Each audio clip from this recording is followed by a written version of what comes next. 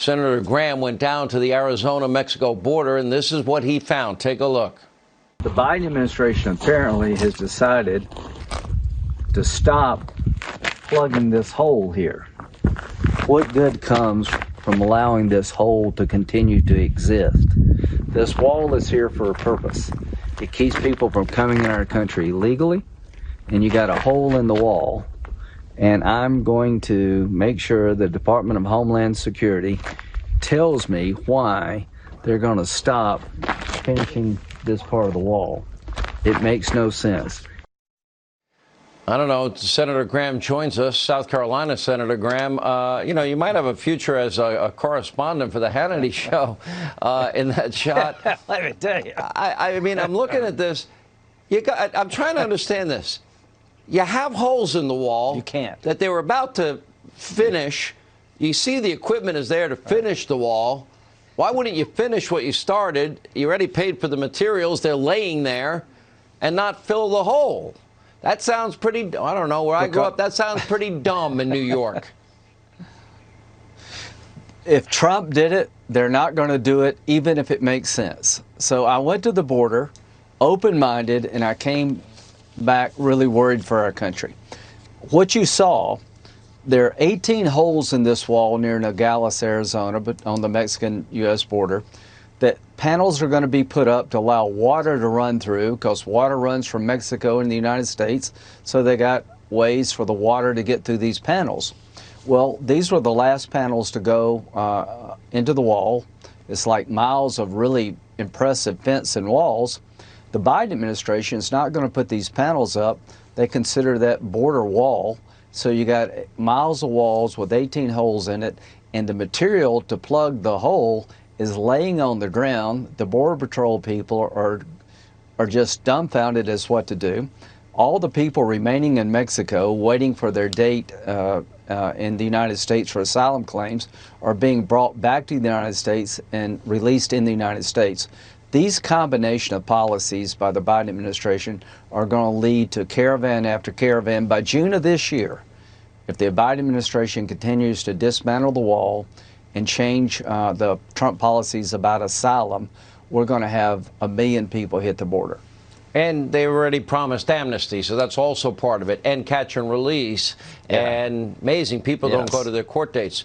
So Merrick Garland today, I mean, I find this pretty interesting. You asked a simple question. We have a smoking gun email, James Comey to James Clapper. Mm-hmm. You know what the email says. You even got Comey, McCabe, and Yates to all admit, knowing what they know now, they wouldn't have signed the FISA warrants.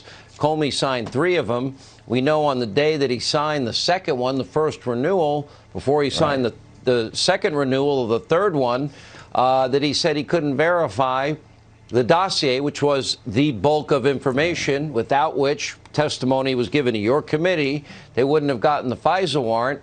And Merrick Garland didn't have an opinion about lying to a FISA court, knowing that it says at the top of a FISA application verified, and it was unverifiable and now debunked? You know, he read the Horowitz report, a review of it, a summary of it, and it said that it was bad and it should never happen again, that if somebody like Klein-Smith altered documents on his watch, they'd pay a heavy price. I'm confident that Durham's going to be allowed to do his job. If Durham is stopped from continuing the investigation of Crossfire Hurricane, that will blow up in their face. That'd be like having a hole in the wall on steroids. The policies of the Biden administration on immigration, Sean, make 0 sense. They're going to restart the caravans. They've dismantled border security that was working. They've changed policies remaining in Mexico that kept people from taking advantage of our asylum laws. And all this is being changed because the left is demanding open borders. I predict this, that immigration will be a bigger issue in 2022 than it was in 2016. So is this going to be one where Republicans stand together? If you can't answer this fundamental question, yes, Republicans will stand as one? Is that the same Republican Party that kind of has some people I might describe as feckless, weak, ineffective, lacking courage in the spine? Some of them, just some. Right, yeah. Well, if you can't stand up to this, then you're in trouble as a party. What they're doing at the border makes no sense. I've been involved in trying to fix immigration. They're dismantling the Trump border plan that worked. And here's what I would say. Trump's going to give a speech Sunday that's going to be very policy-centric. Every Republican should rally around it. I think it will help us with independence. And I've never felt better about President Trump's leading the party than I do right now. Let's talk about the president. He has a big speech this weekend at CPAC. I know there might be a couple of Republicans that that aren't particularly fond of the president. I don't know. Maybe they want to go back to the good old days of the establishment only doing show votes to repeal and replace Obamacare, but not getting anything done. I don't think that's the future of the Republican Party. What would you expect the president in this speech to be talking about? Number one, he will position himself as the alternative to Joe Biden. He, I think, will make a speech that will unify Republicans on policy. That I think he's been working the phones. I was with him all weekend. He wants us to win in 2022.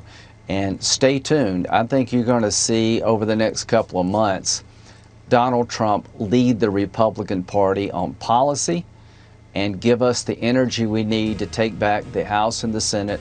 The Democrats are doing their part. If we could get behind President Trump and follow his lead, we will win in 2022.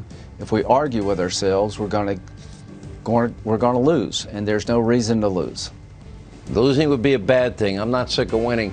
So basically, you're describing the leader of the opposition party. Any insight as to whether the president has made up his mind about running in 2024? Stay tuned. Well, correspondents of this program have to tell everything they know. I'm just saying, if you want a future, you know. When I get my first check, I'll tell you. All right, I'll give you the check, and I'll be standing before one of these dumb committees in D.C. Okay. All right, Senator. Thank you.